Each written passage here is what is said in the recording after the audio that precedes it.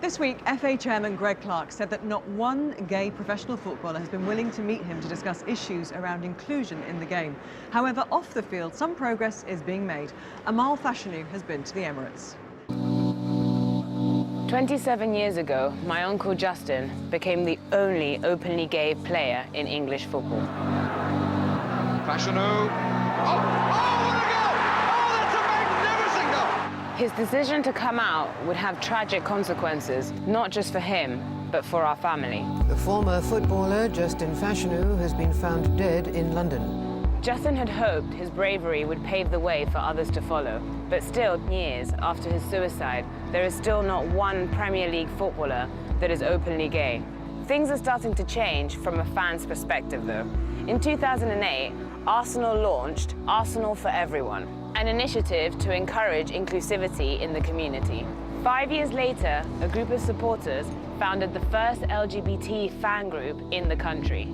I'm chair of the Gaygooners, which is Arsenal's official lesbian, gay, bi, trans supporters club.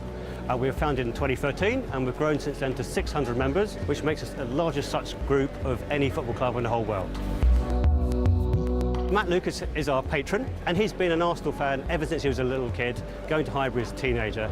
And he said he loved being an Arsenal fan, except the anti-Semitic abuse you got in those days and the homophobic abuse. And he said he was a scared, gay, Jewish teenager. And actually, it's really quite hard to deal with that. So him being part of our group is really important because we know everything that he's been through, and we want to stop other people having to go through that as well, so that when teenagers come to the ground now, they're not scared to be an Arsenal fan, and Arsenal is for everyone and football's for everyone. I grew up on the terraces at Highbury, and I didn't really feel that safe as a gay person. And I think, you know, there was racism in the game, which the clubs have worked together to try and kick out. And it's the same with homophobia now.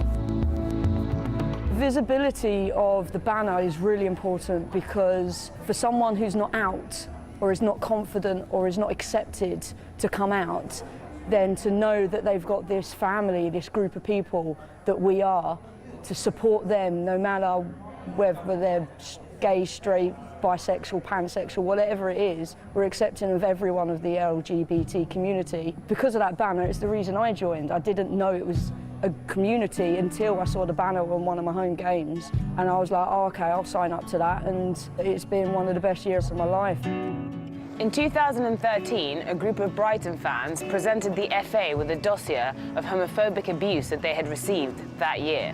As whether we're a home or an away team, I think it's always been perceived that Brighton has a large LGBT community and is open for abuse.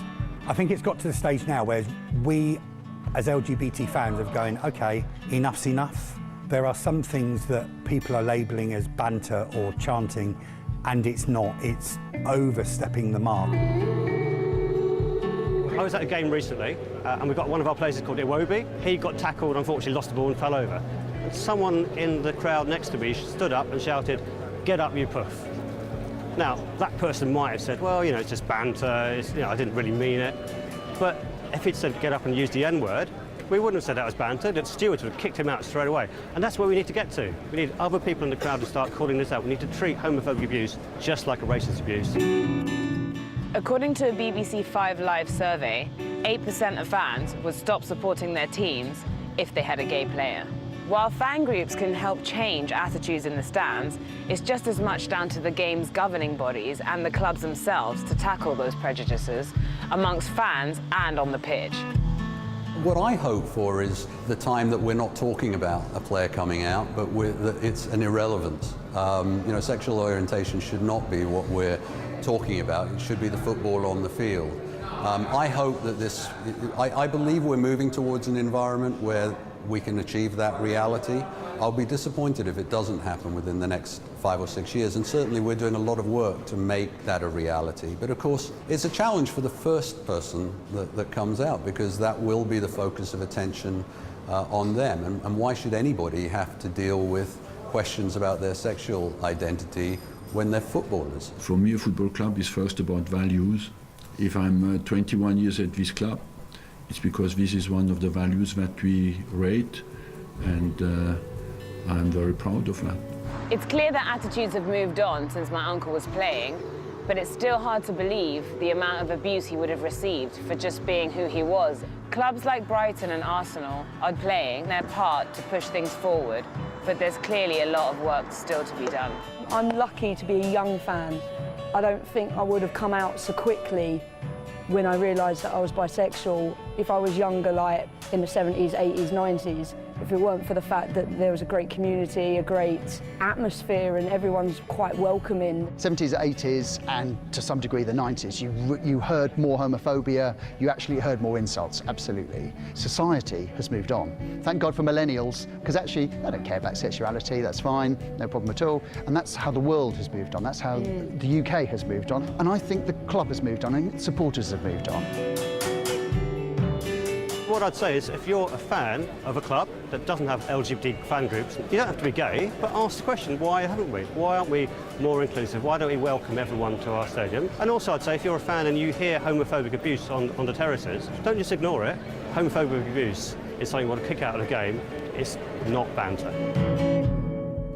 Really great to see groups of fans getting together and supporting each other in an environment, like Matt Lucas said, was unthinkable 20 years ago. What is interesting, Greg Clark's comments this week, that he was unable to meet a gay Premier League footballer to discuss the issues of inclusion, even in private. Why do you think that is? I think there is a fear amongst gay footballers about the reaction that they will get when they come out. But really they should look at what's happened in rugby league, rugby union, players who've come out there. And you know, the reaction's been, well, what's the fuss about? I think the reaction, as you've seen from the clubs, enlightened clubs like Arsenal and Brighton are doing fantastic work on this. I think the reaction of the supporters in the ground will be fine.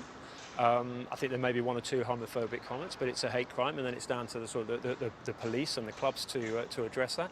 I think the attitude of the media would be incredibly supportive. I don't think it would have been. Certainly, I remember covering the Justin Fashanu, the tragic events there 20, 30 years ago, and I think there were some members of the press box who weren't particularly sympathetic. But I think the media would be incredibly supportive. I think the main concern might be with the reaction of one or two individuals in the dressing room, and also the reaction on social media, which can be pretty abusive at times. But then again, that is a hate crime, and it's down to the authorities to clamp down on that if players are being abused on social media. Once there is a gay Premier League footballer, surely there will be more to come, and they will feel more comfortable and relaxed to come out and say. Absolutely, and the first player who does come out will be seen as a pioneer and an icon, and will be rightly praised, and then everyone will go, well, what's all the fuss about? Let's get on with being grown up in the 21st century. Let's hope it's sooner rather than later.